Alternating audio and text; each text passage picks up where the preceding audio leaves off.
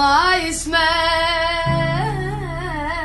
كلام الناس. الله حلوة الدنيا بعيونك، ايه صافي البال ما مهموم،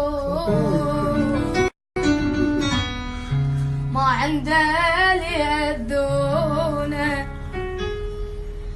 لا سهران لا حزنان لا متعلق بإنسان، لا قاضيها وهموم ولعل راح ضل ندمان. ايه خلي ما حكوا ويحجون يقدمون ولا ياخرون، حسد والغيرة أذتهم افرح ما يريدون.